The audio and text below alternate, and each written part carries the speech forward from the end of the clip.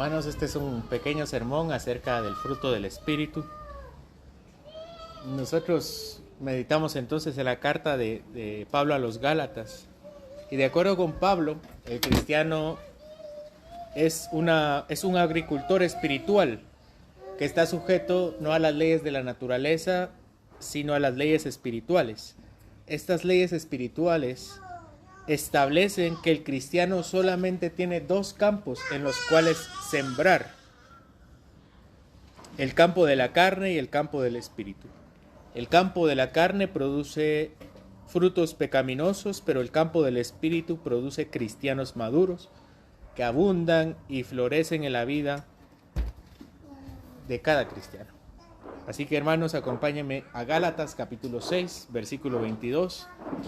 Vamos a tener la lectura de esta carta.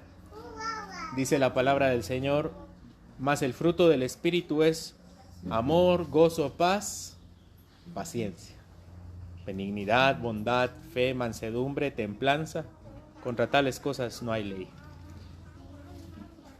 En esta cuarta ocasión consideramos entonces la virtud de la paciencia. Y las preguntas entonces son: ¿cómo nosotros podemos cultivar la paciencia en nuestra vida? ¿Qué cosas podemos hacer para producir tan necesario fruto en nuestra vida? Muchos de nosotros sabemos que lo necesitamos, ¿verdad? Sabemos que necesitamos la paciencia y también sabemos que es Dios quien la da. De ahí aquel tal vez dicho, ¿no? Señor, dame paciencia, pero dámela ya.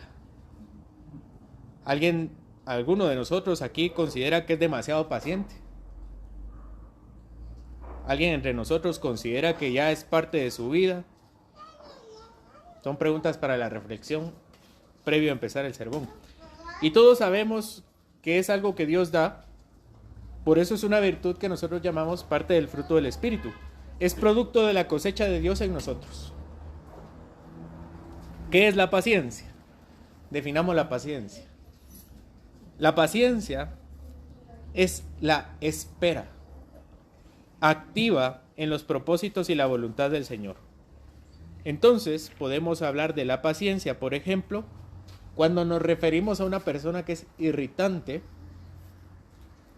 o una persona que simplemente tal vez no es irritante, pero tiene la capacidad de irritarnos. Alguien podría decir: yo no sé qué tiene esta persona, pero simplemente dentro de todas sus virtudes tiene la capacidad de irritarme. O la paciencia también puede referirse al acto de tener esperanza en el futuro. Nosotros deseamos algo y estamos esperando algo, estamos trabajando en algo y esperamos recibir los frutos de ese trabajo y pedimos a Dios que nos lo conceda, pero mientras eso pasa, si es que pasa, estamos esperando. Eso es paciencia. Pero nótese que no solo he dicho que es una espera, como veremos en la Biblia, es espera, sino que también he dicho que es una espera activa. Alguien paciente no es alguien pasmado ni holgazán. Esa persona no es alguien paciente. No es paciente, simplemente es alguien indiferente, alguien que no hace nada. No es paciente porque no está esperando nada. Alguien puede decir: oh, yo admiro a esta persona que es paciente con esta otra. Parece que no le afecta. Y tal vez no es paciente, simplemente tiene indiferencia. Yo espero que el Señor me dé paciencia entonces con esta persona, pero mientras tanto, yo debería trabajar en mí mismo y sigo esforzándome, sigo comunicándome con esta persona. No soy indiferente. Entonces es una paciencia activa. No es retraerse. Alguien fácilmente consideremos a esta persona irritante. Alguien fácilmente podría decir: cortemos relaciones y toda conversación con ellos. Eso no es ser paciente. Eso fue más que una victoria, es una derrota. Porque me he rendido en vez de desarrollar verdadera paciencia. Por lo cual, a continuación veremos cómo la Biblia nos indica cómo cultivar y cosechar la paciencia. Entonces, dentro de los 5 consejos que yo les voy a dar para cultivar la paciencia, en primer lugar está: cultiva el amor y cultiva el gozo. Es increíble cómo esta virtud, según la Biblia, está relacionada con 2 que ya hemos visto: el amor y el gozo. Comencemos, por ejemplo, por cultivar la paciencia al cultivar el amor.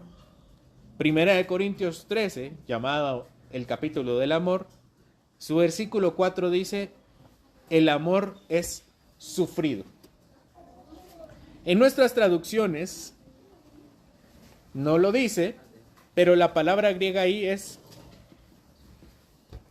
makotimei, que significa literalmente paciente. El amor es paciente, así como lo traducen otras versiones. Qué interesante que nuestra versión utilice paciente con sufrido, como si fueran sinónimos. Aquí Pablo está diciendo que la paciencia significa un sufrimiento que solo el amor puede tolerar.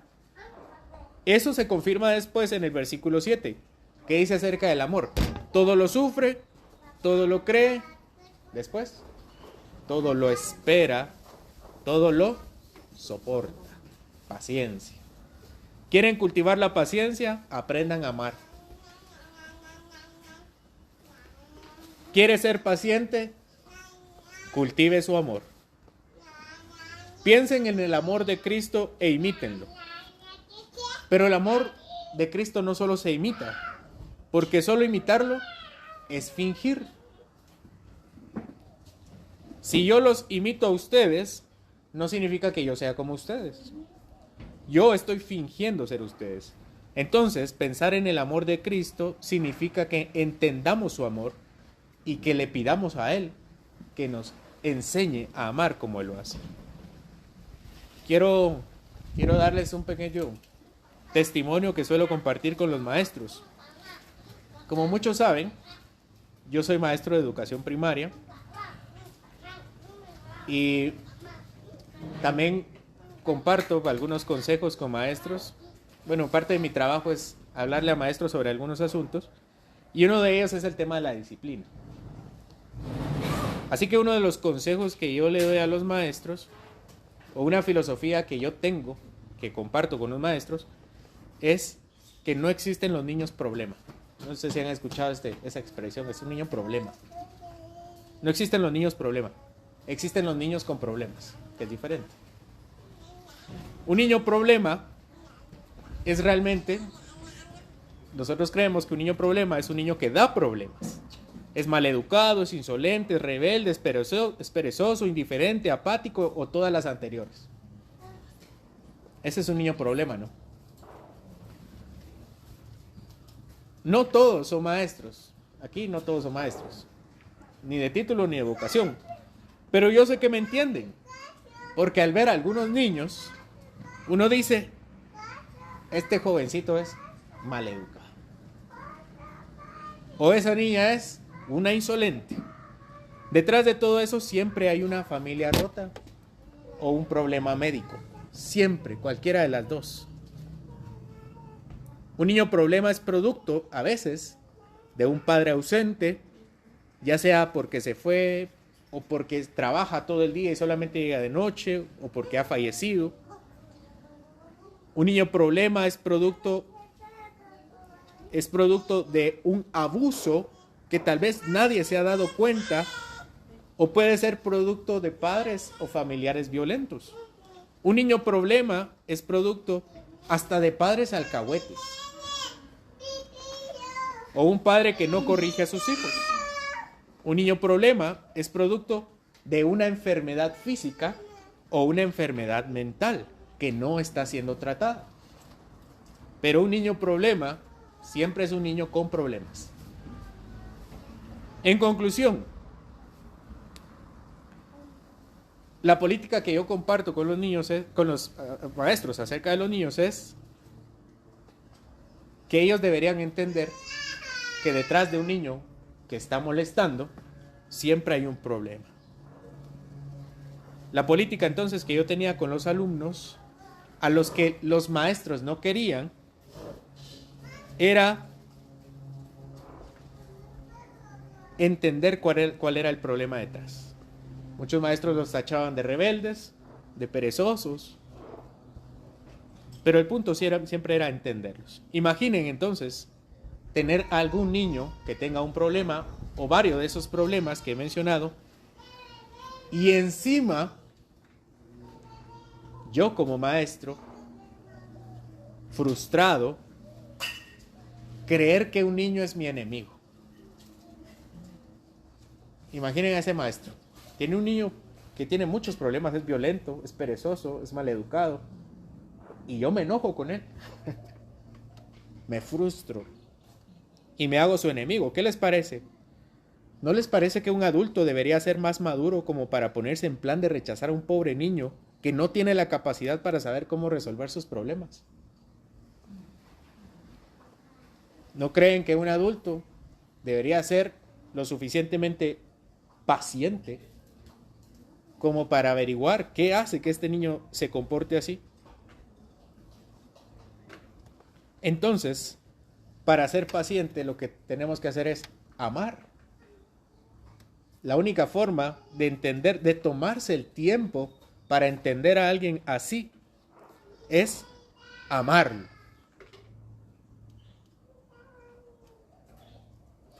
Para tenerle paciencia a un niño delincuente, se requiere mucho amor.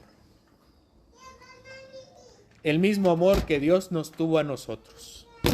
Porque Dios es paciente con nosotros, no queriendo que nadie perezca, sino que todos procedamos al arrepentimiento, como dice el apóstol Pedro. Nos trata con cariño sin ser alcahuete, y nos trata con firmeza sin ser grosero. Dios es paciente con nosotros porque nos ama, tan paciente que aguantó los golpes en la cruz y el abandono de sus propios amigos. Y hace poco lo meditábamos, nosotros estamos leyendo en nuestro culto familiar el Evangelio de Lucas. Y yo no sé si les pasa, pero han leído alguna parte y lo vuelven a leer y dicen, como que nunca leí esto. Y en el Evangelio de Lucas, cuando habla de la negación de Pedro, se dice que Pedro lo está negando, pero tiene una vista al aposento donde está Jesús siendo maltratado. Y dice Lucas que en el momento que él lo niega por tercera vez, imaginen a Jesús, ¿no? Está arrodillado, postrado, siendo golpeado, escupido. Y cuando Pedro lo niega por tercera vez, Pedro voltea a ver a Jesús y Jesús le devuelve la mirada.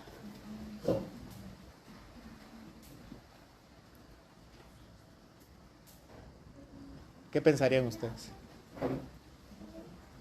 El Señor es paciente con nosotros porque nos amó. Debemos sembrar amor para cosechar paciencia. Además de cultivar el amor, también, de acuerdo con la Biblia, debemos cultivar el gozo. Santiago 1, versículo 2 dice, hermanos, tened por sumo gozo cuando os halléis en diversas pruebas, sabiendo que la prueba de vuestra fe produce paciencia. Si usted no tiene gozo, las pruebas no producirán paciencia. Si usted no tiene gozo, la prueba le producirá amargura, intranquilidad. Si ustedes se han amargado por la prueba, nunca ha cultivado el gozo, porque el gozo produce paciencia. O sin gozo, la prueba produce intranquilidad. ¿Qué va a pasar acerca del futuro? Pero si ustedes tienen gozo, naturalmente la paciencia llegará a su vida. En segundo lugar, para cultivar y cosechar la paciencia, la Biblia nos dice que debemos guardar silencio delante de Dios. Y mi ejercicio de hacer estos sermones es buscar en la Biblia todo lo que dice acerca del amor, del gozo, de la paz, ¿Y qué dice la Biblia sobre cómo obtener el amor, cómo obtener el gozo y cómo obtener la paz? Y así como ustedes han sido sorprendidos por algunos consejos, yo también he sido sorprendido porque la Biblia literalmente lo dice así. Para cultivar y cosechar la paciencia, guarda silencio delante de Dios. Debemos, esto es bastante lógico, si se ponen a pensar, porque debemos asociar la falta de paciencia con la queja. ¿Qué hacemos cuando nos impacientamos? Nos quejamos. Esto sucede porque tenemos expectativas irrealistas de nuestra vida y de la obra de Dios.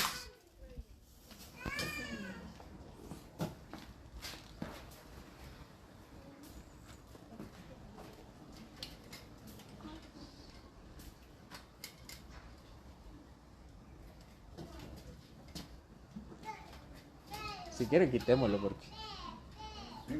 Sí.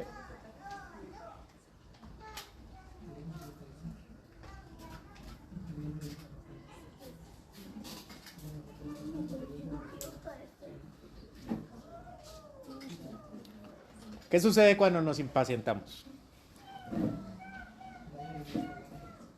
Nos impacientamos porque tenemos expectativas irrealistas acerca de nuestra vida y de la obra de Dios.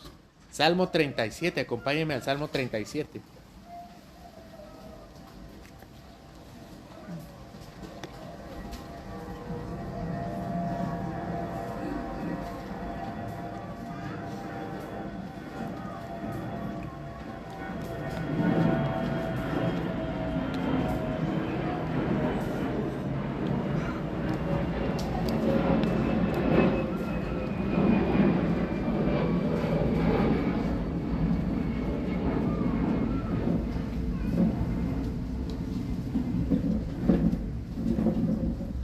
Salmo 37, versículo 1 dice: no te impacientes a causa de los malignos.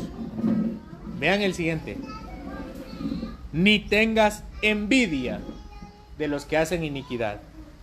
Versículo 7: guarda silencio ante Jehová y espera en él. No te alteres con motivo del que prospera en su camino, por el hombre que hace maldades. El problema del salmista era la gente malvada. Principalmente el hecho de que el salmista creía que la gente mala debe tener consecuencias. Eso es lo que pensaba el salmista. Entonces, como el salmista pensaba de esa manera, su alma estaba impaciente. Vean lo que le dice el salmista: no te impacientes a causa de los malignos, ni tengas envidia de los que hacen iniquidad. Versículo 7: guarda silencio ante Jehová y espera en él. No te alteres con motivo del que prospera en su camino, por el hombre que hace maldades. Entonces, el alma del salmista estaba impaciente, pero al mismo tiempo, el salmista le dice a su alma: no te impacientes. Cállate, guarda silencio, no digas nada. ¿Por qué? Porque el Señor tiene un día de juicio preparado y no es hoy. Hoy no es el día del juicio. Así que en lugar de darle rienda suelta a tu queja, mejor cállate. Espera. Pero callar no siempre significa cerrar la boca. Significa también controla tus pensamientos, especialmente los malos. Porque no hablamos, a veces no nos quejamos hablando con nuestra boca, sino que nuestro corazón grita de queja o murmullamos. El salmista tenía expectativas irreales de la voluntad de Dios. El juicio no es ya, es después, y por eso su alma estaba impaciente. El salmista quería que los castigaran enseguida. Y él le dice, calla. De la misma manera, nosotros tenemos expectativas irreales sobre lo que Dios hace en nuestra vida y nos impacientamos. De aquí vienen muchos de los fracasos en cuanto a los cristianos, en cuanto a la paciencia. Por eso fracasamos. Creen que pueden ordenarle al Señor ya. Y eso no va a pasar. Y vienen y le ordenan al Señor, Señor, dame una casa, ya. ¿Y qué pasa? El Señor no les da la casa no viene, no se la regalan, ni siquiera un apartamento, ni siquiera donde dormir, ni siquiera una cama, y entonces se impacientan, se decepcionan y empiezan a quejarse contra Dios. Así que la solución, en primer lugar, siempre es callarse y esperar a que el Señor haga su voluntad. No hables de más, no te quejes, guarda silencio. Un ejemplo para nosotros es el profeta Jeremías. El profeta Jeremías era un hombre piadoso que sufrió por causa de la verdad. El profeta Jeremías, nosotros ya estudiamos Lamentaciones, pero el profeta Jeremías le predicó al pueblo, no lo escucharon y le tocó observar la destrucción de Babilonia, de Jerusalén. Él la vio.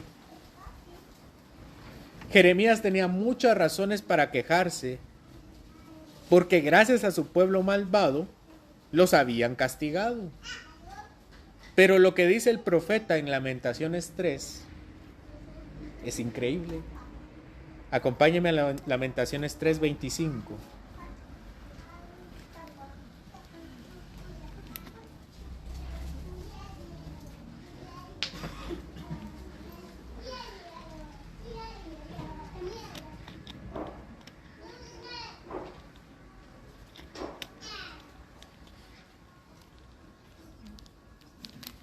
Lamentaciones 3:25 al 28. Vean lo que dice Jeremías. Bueno es Jehová a los que en él espera, al alma que le busca. Bueno es esperar en silencio la salvación de Jehová. Bueno le es al hombre llevar el yugo desde su juventud, que se siente solo y calle, porque es Dios quien se lo impuso.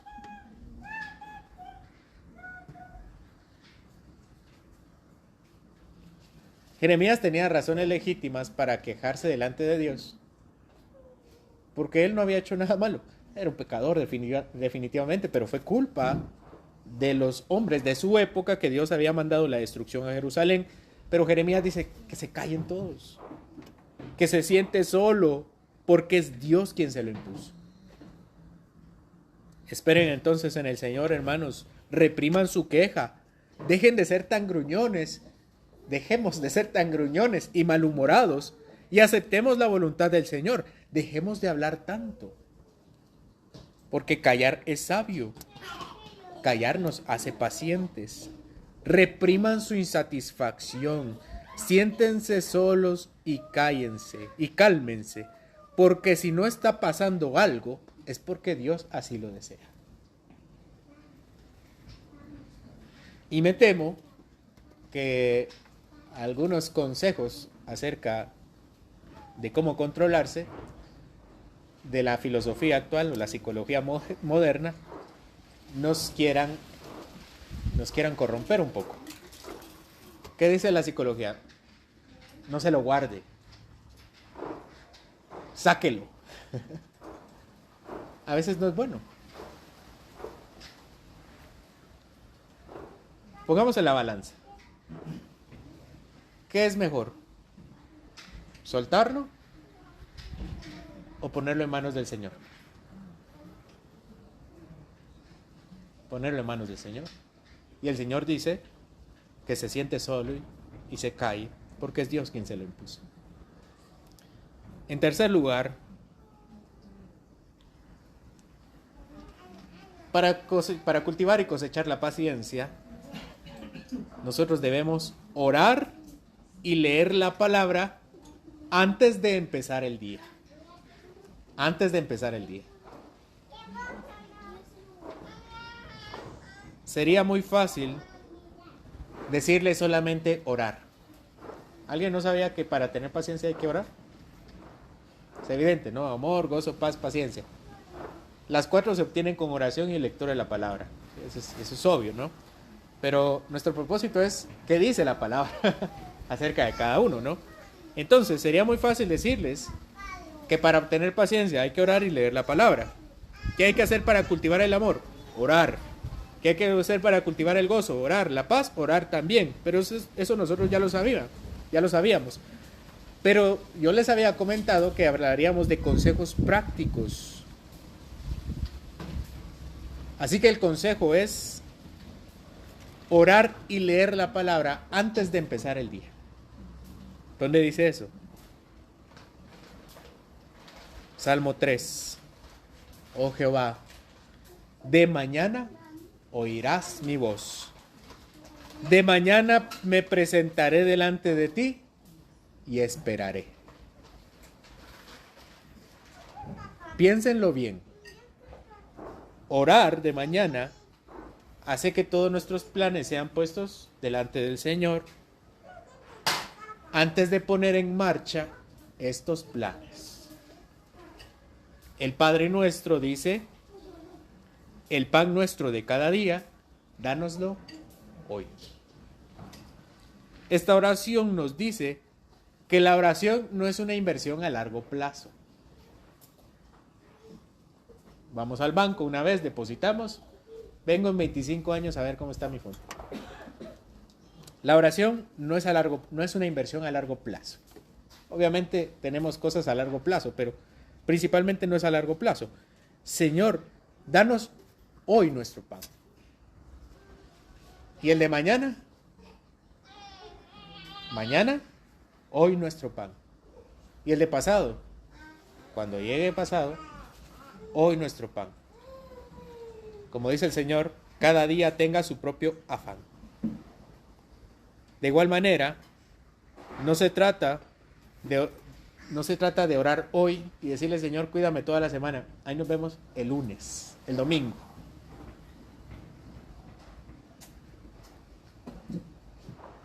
Poner delante de Dios los planes desde la mañana hará que tengas tranquilidad, hará que la espera sea más fácil. Tomen todos los días entonces para orar temprano, antes de realizar cualquier actividad. Eventualmente ese hábito hará que iniciemos nuestro día con pie derecho, sabiendo que como lo hemos puesto delante del Señor, como lo primero en nuestro día, y como hemos puesto nuestro día en sus manos, todo está bajo el control del Señor. Solo debemos esperar a que se cumpla su voluntad. Y eso es lo que yo les he comentado, por ejemplo, en cuanto al culto de familiar que yo tengo con mis chicas. Lo hacemos en la noche. Porque en la noche estamos un poquito más libres en cuanto al tiempo, ¿no? Nos podemos extender cuanto sea necesario. Pero cuando llega la noche, los 3, 4, ya estamos estresados por el día, ¿no? Es más difícil concentrarse, es más difícil estar lúcido. Uno solo quiere llegar y acostarse y me apago, ¿no? Así que lo que dice el salmista aquí es, preséntense delante del Señor de mañana y esperen en Él. Salmo 119, 147. Me anticipé al alba y clamé, esperé en tu palabra. Este pasaje, por su parte, no solo habla de orar en la mañana, dice, me anticipé al alba. Ni siquiera había salido el sol y yo ya estaba leyendo la palabra. Así que los salmos no solamente hablan de orar, sino también de leer la palabra. El pasaje habla de ser paciente por la oración, pero también habla de ser paciente en la palabra. ¿Cómo así ser paciente en la palabra? Leer la palabra.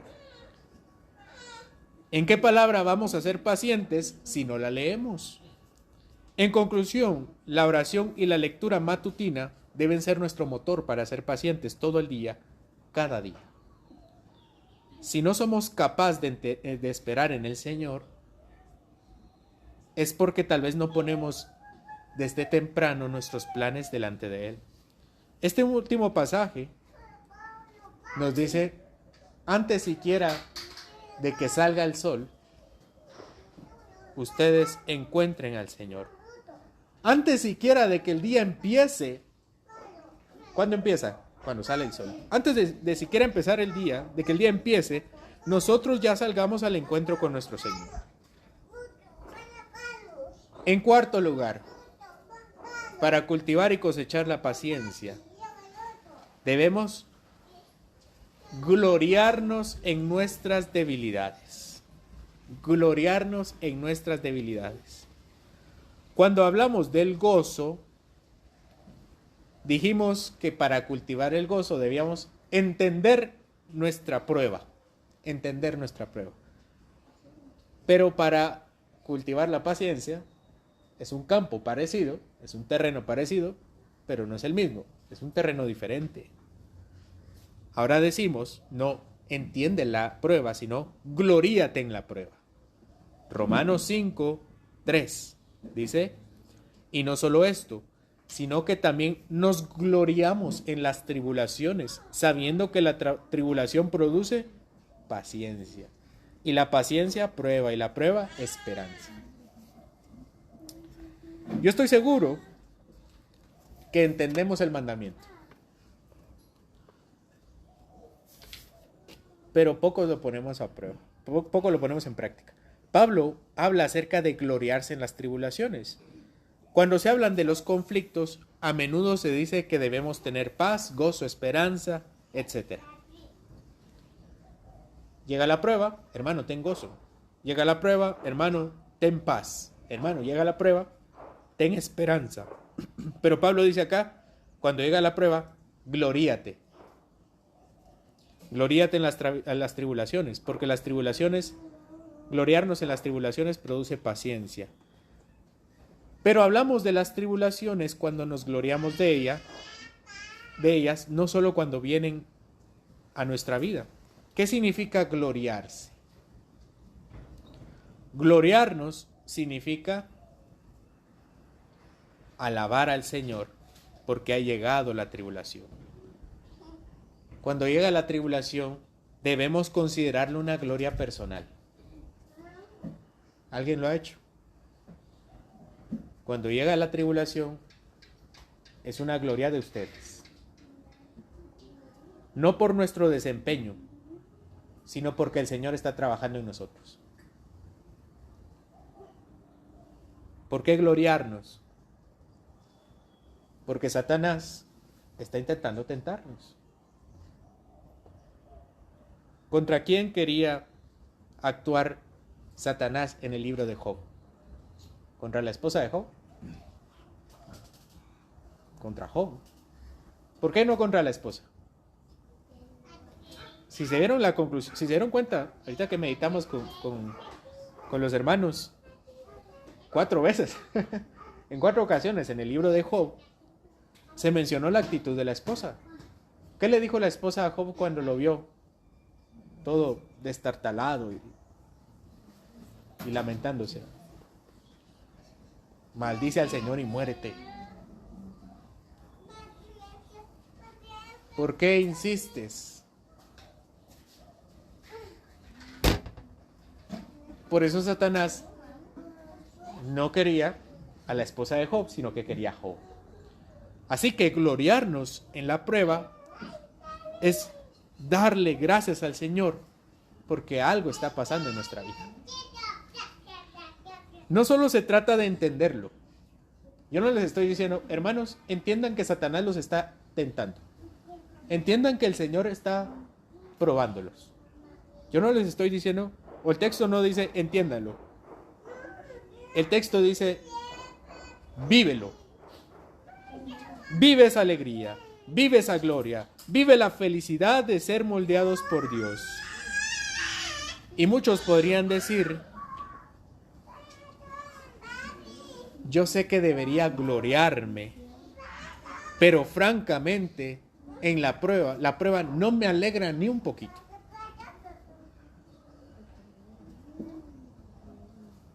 O cuando llega la prueba alguien dice, Señor, gracias.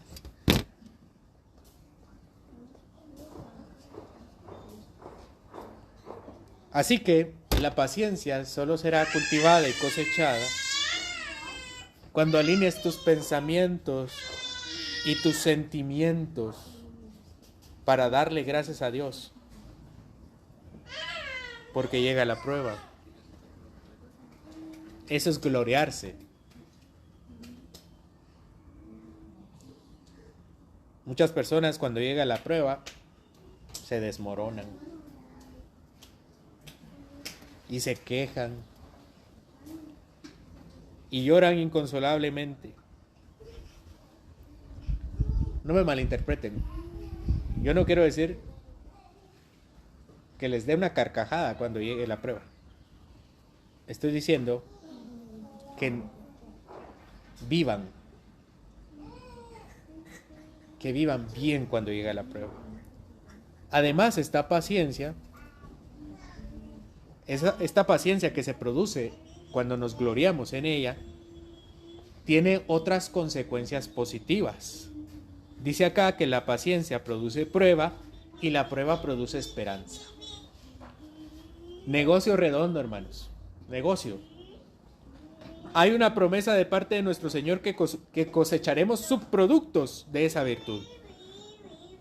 Como el granjero que del producto de la leche saca queso, crema y mantequilla, todas cosas agradables a nuestro paladar, así nosotros del fruto de la paciencia también tendremos prueba y esperanza.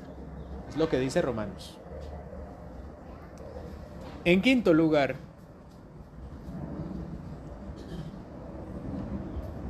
para cultivar y cosechar la paciencia, debemos afirmar nuestros corazones en la segunda venida de Cristo. Afirmar nuestros corazones en la segunda venida de Cristo. El hecho que más paciencia requiere de nosotros es la segunda venida de Cristo. Eso es el hecho, el acto, el acontecimiento que más requiere de nuestra paciencia. La venida en gloria de nuestro Señor es el último evento en nuestra vida como pecadores. Es lo último, lo que está al final.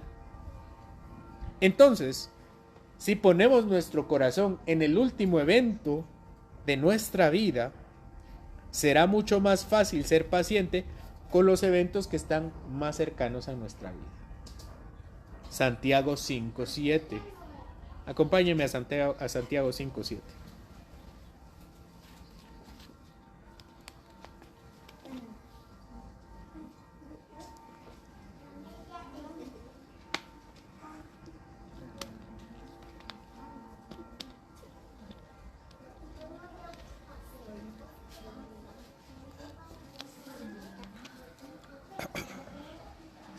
Santiago 5, 7 y 8. Por tanto, hermanos, tened paciencia hasta la venida de Cristo. Mirad cómo el labrador espera el precioso fruto de la tierra, aguardando con paciencia hasta que reciba la lluvia temprana y la tardía. Tened también vosotros paciencia y afirmad vuestros corazones, porque la venida del Señor se acerca. Así que, si quieren tener paciencia, atrinchérense en el pensamiento de que nuestro último día como pecadores será cuando Cristo venga. Ya después de ese día no habrá más llanto ni dolor, no habrá esperanza, no habrá desesperanza, no habrá una anticipación desesperada, no habrá falta de paciencia.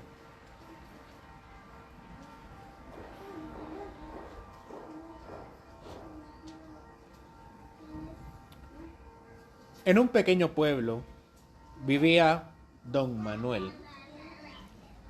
Era un hombre anciano y muy devoto, que esperaba con ansias la segunda venida de Cristo. Todos los días se sentaba en la plaza del pueblo con un cartel que decía: Cristo viene pronto, prepárense para el evento.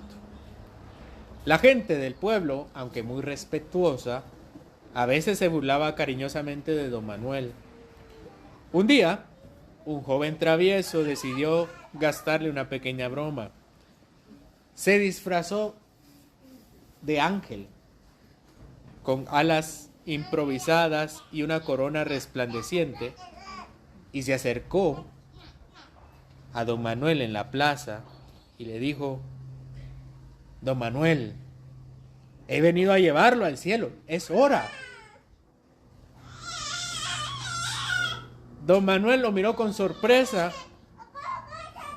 y luego sonrió y respondió y le dijo: Ay, querido ángel, creo que debes haber llegado antes de lo planeado.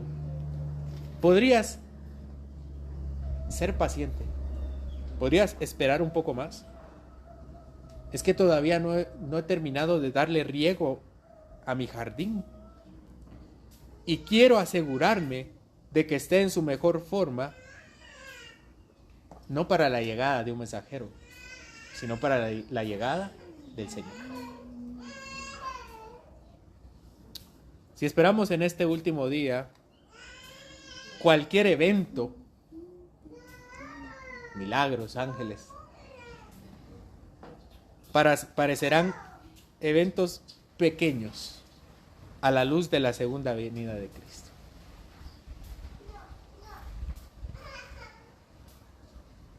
Si esperamos en este último día de nuestra vida como pecadores, cualquier evento antes de eso parecerá un acontecimiento más del cual no vale la pena perder la paciencia. Así que, si pudiera darles 5 consejos sobre cómo cultivar el fruto espiritual de la paciencia, serían: cultiva el amor y el gozo, guarda silencio delante de Dios, ora y lee la palabra antes de empezar el día, gloríate en las dificultades y afirma tu corazón en la segunda venida de Cristo. Porque el fruto del Espíritu es paciencia.